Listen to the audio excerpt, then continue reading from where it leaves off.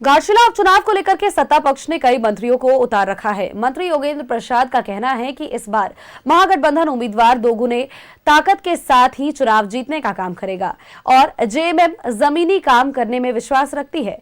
यहां पर जुमलेबाजी किसी को पसंद नहीं होती है। उनसे बातचीत की है हमारे सहयोगी राकेश ने। घाटशिला का उपचुनाव नजदीक आ रहा है। इस चुनाव में आपस की जो तल्खी है वो तेज हो गई है। चुनावी तपिश अपने चरम पर है। हमारे साथ इस मुद्दे पर बातचीत करने के लिए झारखंड सरकार के मंत्री मौजूद हैं। हम सीधे उनसे जुड़ते हैं और ये समझने की कोशिश करते हैं कि ये चुनाव अब यहाँ से किस तरफ जा रहा है। योगेंद्र जी, आप तो लगातार यहाँ कैंप किए, क्या वोटरों का मूड और मिजाज को क्या आप समझ पाए? अब यहाँ से चुनाव किस तरफ जाता हुआ दिख रहा है? देखिए, रामदास सोरेन एक स्थापित नेता थे, एक कद्दावर नेता थे और काम करने का उनका जो तजुर्बा और तरीका था, तो निश्चित तौर पर आज उसका एक बड़ा फायदा मिलने जा रहा है पार्टी को, उनके बेटे को, जो आज उम्मीदवार हैं महागठबंधन के। तो चूंकि क्षेत्र भ्रमण करने से यह एहसास हुआ, ज्ञात हुआ, लोगों से बातचीत करने पर ऐसा प्रतीत हुआ कि भाई एक सरल और सहज व्यक्तित्व के नेता थे और आज उन्हीं का संस्कार उनके बेटे पर दिखाई पड़ रहा है। जनता इस बात को स्वीकार कर चुकी है।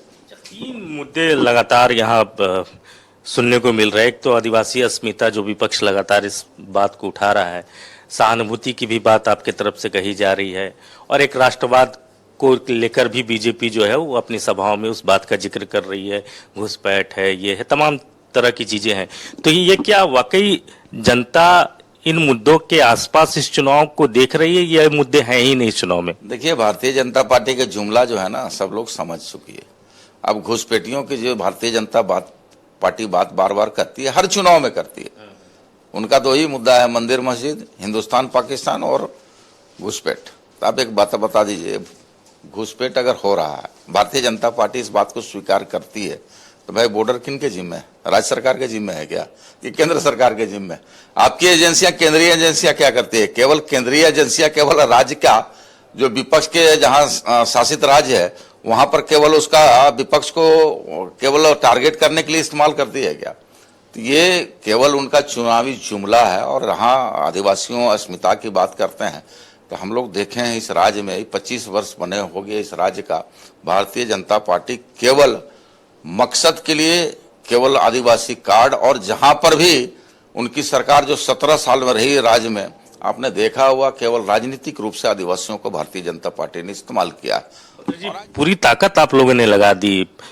कैबिनेट के तमाम मंत्री जेएमएम कोटे के यहीं मौजूद, विधायक मौजूद, 2-2 स्टार प्रचारक, मुख्यमंत्री, क्या इतनी ताकत की जरूरत थी घाटशिला में? देखिए, 2 चीजें हैं ना, उपचुनाव है और लोकतांत्रिक प्रक्रिया में जहां चुनावें होती है, कई चुनावें हुई है, हम भी उपचुनाव लड़े हैं, गोमिया में बेरमो भी लड़ा है, डुमरी भी लड़ा है, सिल्ली भी लड़ा।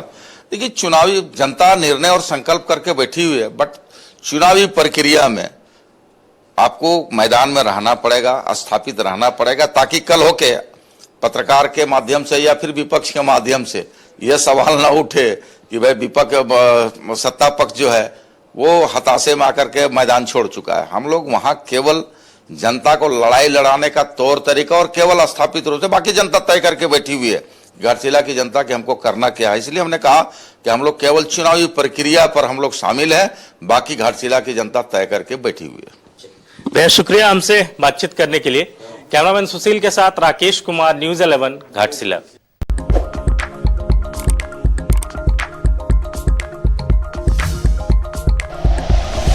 Like and share videos, subscribe करें हमारा चैनल और प्रेस करें बेल आइकॉन। न्यूज़ 11 भारत, सच है तो दिखेगा।